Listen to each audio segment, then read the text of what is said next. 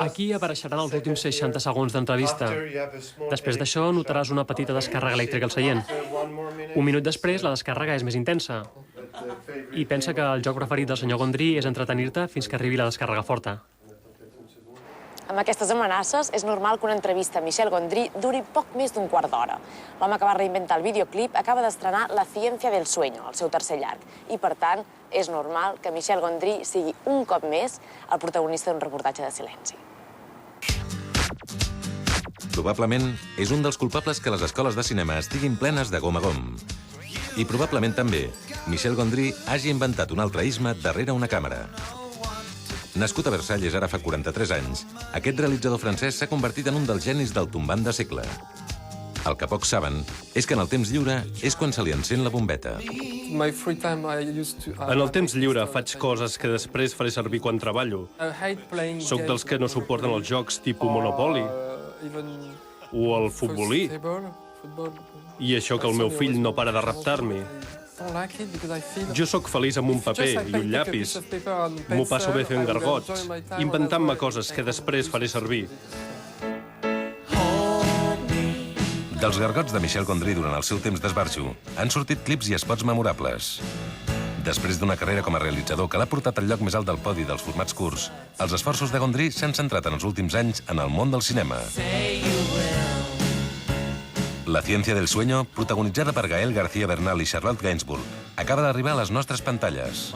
El tercer llargmetratge del realitzador francès, que aquest cop també n'és el guionista, és un conte que torna abundant al tema nuclear de tota l'obra de Gondry, els somnis i els mons infantils.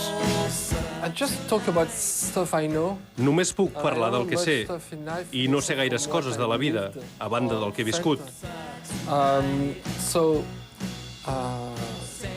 Per exemple, no crec que pogués fer una pel·lícula sobre política. Potser si em documentés durant anys ho faria bé i podria arribar a fer alguna cosa decent en matèria política, que no m'importaria gens. Però és que ara penso que conec millor què hi ha dins del meu cap.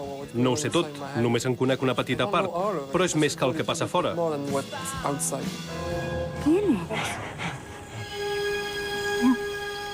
Les faules amables i els passadissos de la memòria també són temes recurrents dels dos primers llargmetratges.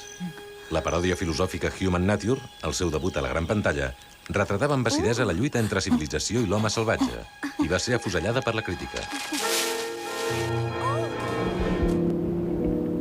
En canvi, Olvídate de mi, una tortuosa història d'amor d'un Jim Carrey perdut en els passadissos de la memòria, va convertir Gondry en el nou Peter Pan de Hollywood. En els dos films, el talent del francès darrere una càmera, cal sumar-hi el d'un altre geni del Hollywood més fric, el guionista Charlie Kaufman.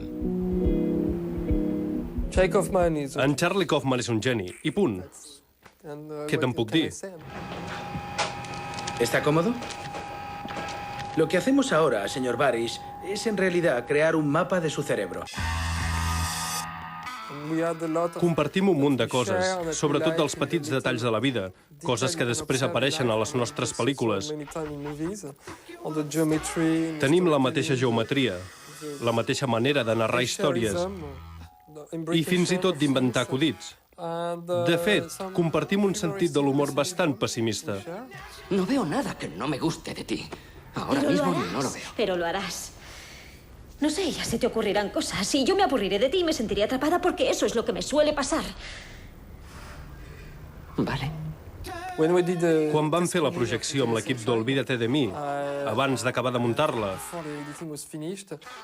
ens vam entaforar en una sala petita i tots els comentaris eren negatius. Em vaig plantar a l'escenari amb aquesta postura i els vaig preguntar què els havia semblat. En Charlie Kaufman, que era a la sala, em va dir després que li havia semblat una mena d'encreuament entre Peter Pan i Benito Mussolini. Va ser molt humiliant per mi. Mai més em plantaré en un escenari amb aquesta postura. A banda de la temàtica onírica i pel que fa a l'estètica, la característica més important del gruixut currículum de Gondry és la debilitat per l'artesania i els efectes especials fets a mà. La ciencia del sueño segueix també aquest patró, que és una de les fórmules de l'èxit de Gondry. Alguns exemples. Crear un efecte mirall paranoic per descriure el dia d'una dependenta. recrear en cartró la seva pròpia ruptura sentimental en aquesta dramàtica història d'amor per Radiohead. I seguir parlant de les crisis de parella amb aquest màgic joc de projeccions pels White Stripes.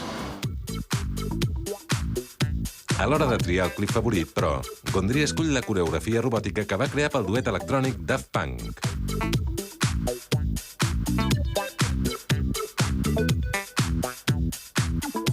Ara me'l miro i el veig molt sòlid, molt. No gens pretensiós. I n'estic molt i molt satisfet. Després d'aquest vaig fer el de Lego pels White Stripes. El miro i penso, bon dia, és brutal. I m'emociono molt.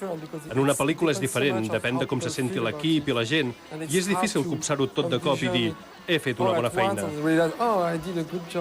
En aquest sentit, sóc molt dèbil. Necessito que a la gent li agradi per sentir-me còmode amb el que faig. Pot ser que les claus del seu punt de vista innovador i original es trobin en la seva infància. Gondry va mostrar un talent innat per la geometria de ben petit, i la seva joventut va transcórrer com a bateria d'un desconegut grup francès per qui va començar a fer videoclips. De fet, si per alguna cosa s'ha d'admirar, és pel seu increïble domini de l'espai, la capacitat d'inventar-se mons ficticis i el seu sentit del ritme. Gondry fa servir la imatge com si fos un instrument musical més, i això ha convertit la seva signatura en un clip en alguna cosa més important que la mateixa cançó.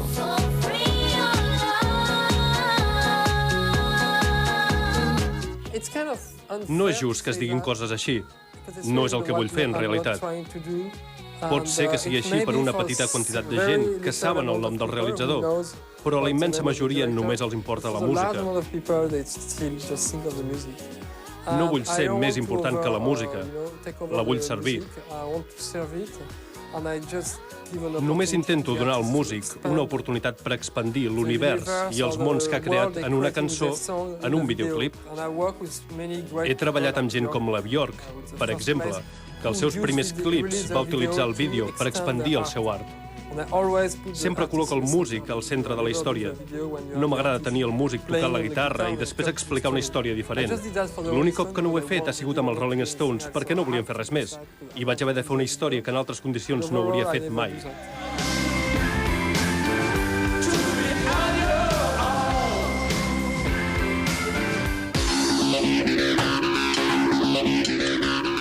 L'altre gran format treballat per Gondry ha estat la publicitat, un mitjà que detesta, però que li ha servit per poder finançar-se projectes més personals. Malgrat això, la bobina de Gondry guarda moments publicitaris autènticament memorables.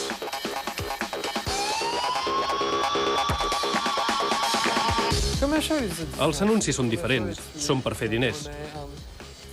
Alguna vegada he treballat amb creatius boníssims, per exemple, en els anuncis de Levi's o el de Polaroid.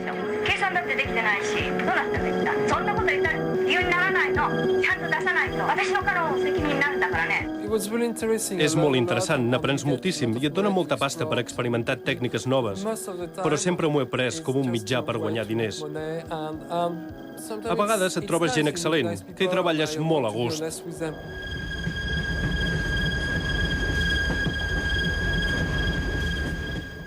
Però a vegades... Mira, fa poc vaig fer un anunci per la Coca-Cola que anava de bombolles i els creatius estaven tot el dia dient la bombolla ha de ser sexy, ha de ser especial, símbol de llibertat. I jo els hi vaig dir, ei, ja n'hi ha prou, és una simple bombolla. Si voleu us dic que sí, que la bombolla serà màgica i quedarà una merda d'esport. Si voleu que quedi bé, expliqueu-me si la bombolla és vermella, o blava, o quadrada, o lleugera, o pesant. Però parlem-me només de la bombolla.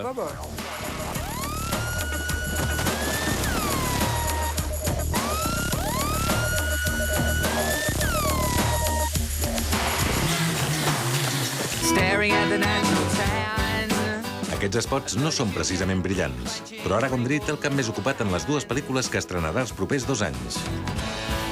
Els seus projectes, barreja d'inspiració casolana i de recerca científica, li han fet guanyar una merescuda posició de privilegi com un dels grans creadors audiovisuals dels nostres dies.